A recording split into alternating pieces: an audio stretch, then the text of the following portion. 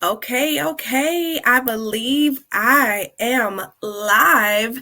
Happy Friday. Happy Friday. I am Nicole Roan, your capacity coach, and I am kicking off our part two of the You Need Boundaries series. Now, I was supposed to have this a little bit earlier this week, but the way my capacity was set up, I did need to shift some things. So I really do. I'm going to turn this up a bit. I really do appreciate your flexibility. So as you come on in to get your boundaries together, just say hello in the chat. Let me know that you're here. Feel free to stop me with any questions that you may have. This is going to be a really good live and a great opportunity to ask questions about boundaries that, you may have had lingering. So again, I'm Nicole Roan, your capacity coach, and I am here to help both women and businesses to create the boundaries that they need to manage their capacity. And what I do as a capacity coach is really help you understand how your capacity impacts your ability to be successful long term. So not just today, not just tomorrow, but to sustainably have success in both our personal and our professional lives. So again, as you come in, just say hello, drop where you're from in the chat, and I'm going to go ahead and get us started. So we're talking about the 6 type of boundaries that you must have in order to flow and flourish in both your personal and professional life. And the first one that we're going to talk about are physical boundaries. Woohoo! Krista's here. How you doing, Miss Krista Shavers? We're going to talk about the physical boundaries. So physically, this includes your personal space, whether that's in your car, in your home, whether you're in an elevator. Now we've adopted this 6 feet rule, right? But having boundaries on who can touch you, who can be in that space, who can be in your car, who can be in your home, really setting boundaries to say, you know what, it makes me uncomfortable when X, Y, and Z when it comes to those different physical boundaries. And I know that's probably one of the first things that come up for us that I know that I think about when I hear boundaries. It's like drawing that line in the sand, right? Do not cross this line. It's similar to how you see the stickers in all of the stores now because of, the great pandemic. I don't know if we'll call it great, but it's creating boundaries that protect your space physically. The next one that I want to talk about are emotional boundaries. And so we may not always have these top of mind, but these are the boundaries that protect how we feel. And I know in my experience, I have associated with folks who just had no respect for any of my emotional boundaries. And I played a role in this too, because I never really exerted my boundaries or told people what those emotional boundaries were. So for example, this is, like you saying, hey, you know what? I don't feel good today. I, feel off. I'm feeling a lot. I'm dealing with stuff, it's hitting me here and I don't feel good about it. And a response to that boundary would be, or a negative response, I should say, would be, you know what, girl, you'll be all right. You can do it. All right, everybody has rough days. Suck it up, buttercup, right? It's the lack of validation for how you feel or telling you basically to just get over it. And so as you work on building your capacity and wanting to be able to create balance between your personal and professional life, you have to be able to establish some of these emotional boundaries. You are valid to feel however you feel, and you don't need validation for that. But what you also don't need are people who are around you that are telling you you shouldn't feel that way, or, oh, you know what? I got it worse, or such and such has it worse. You should just be grateful that you're alive. While yes, some of those things are true, how you feel, whether it's about the pandemic, about the way that you look, about how your kids are acting up, like all of those different things, those are your emotional feelings, and you have a right to have boundaries around those. The third one I want to talk about are intellectual boundaries.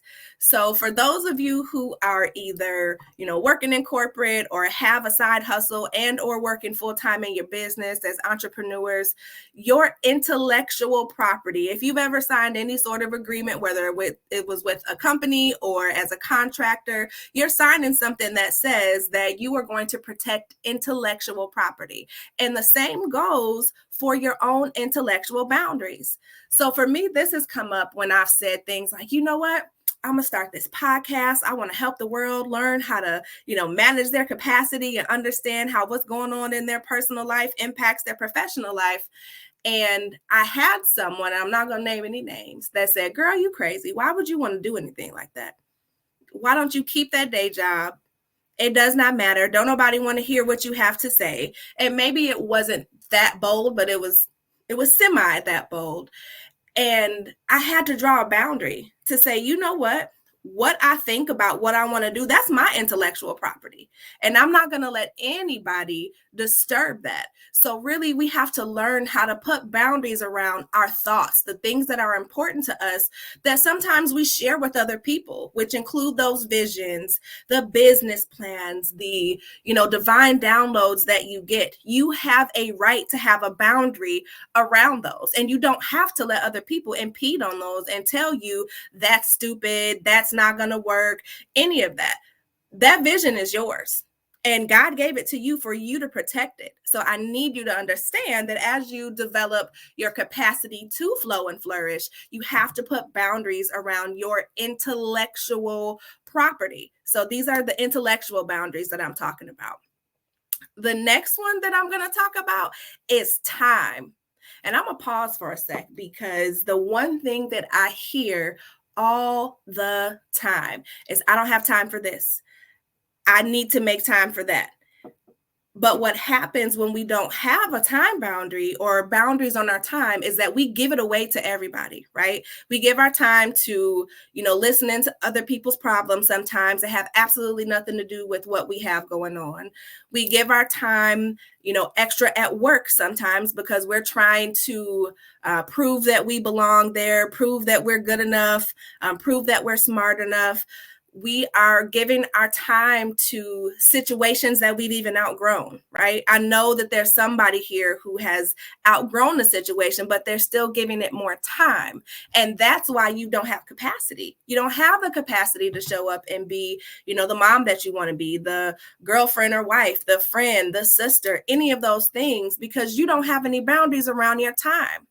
And so more important, and you'll hear me say over and over, you cannot fix what you don't face. So putting boundaries around how you spend your time, who you spend it with, what you spend it on is going to be very, very essential to you being able to have the capacity to flow and flourish and be successful, consistently in the long run.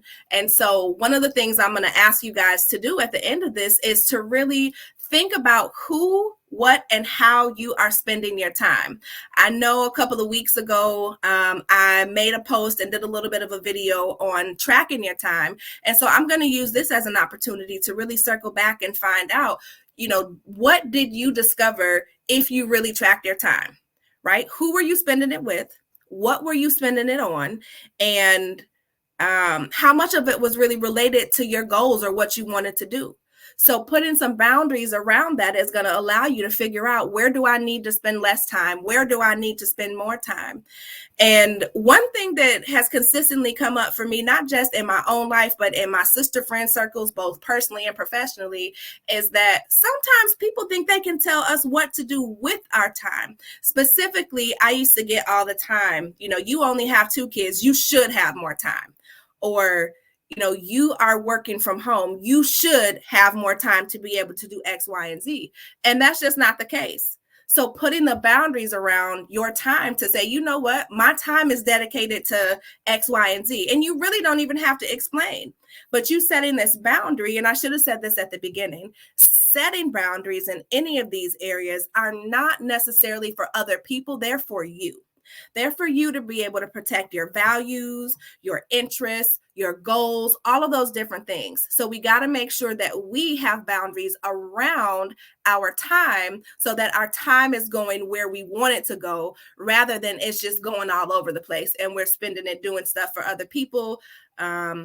It's okay to do that every now and again, but if you're finding that you don't have any time to take care of yourself, you don't have time to go to your doctor's appointments, you don't have time to spend time with the people that you love because you're always at work, look at your time boundaries. What kind of boundaries do you have in place around there? All right, so that was number 4. The 5th one I want to talk about are financial boundaries. And I just mentioned a minute ago that boundaries are for you, right? They're not for other people, but this is especially important. So financially, you have the right to decide, who and how much money you give to other people. Like if you're going to borrow money, if you're going to give it away, how you're going to handle your money.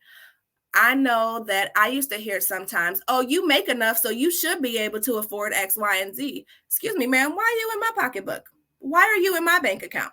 That's not okay. Has anybody else experienced that where somebody is already calculating your paycheck and telling you what you can, should, or what they would do if they had the amount of money that you have? This is where you, again, draw that line in the sand and you talk about, or even to yourself, right? You have the right to exert that boundary to say, you know what?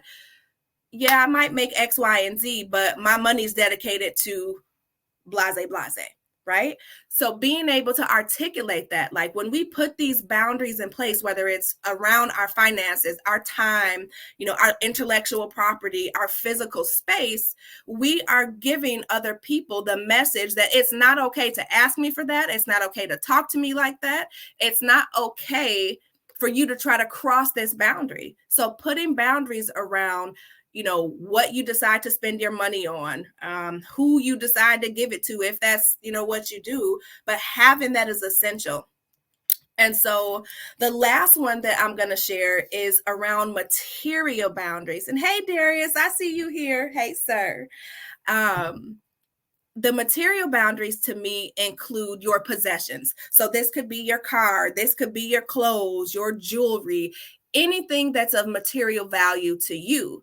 And sometimes people, similar to with your financial situation, right, can be like, girl, you can afford to let me just borrow your car. I'm just going up the street.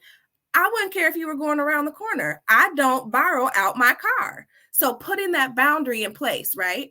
Or whether it's, your pair of favorite earrings, like, oh, I've gotten so many compliments on, my little jewelry and whatnot, because I love to accessorize. Those of you who know me know that I love accessories. But I've heard before, oh, well, you have so many, you won't miss this pair. Yes, I will. That's why I have it. So really having the ability to say, you know what, this is mine. I don't borrow this out. Again, whether it's clothes, it's shoes, it's your car, anything that's of material value to you.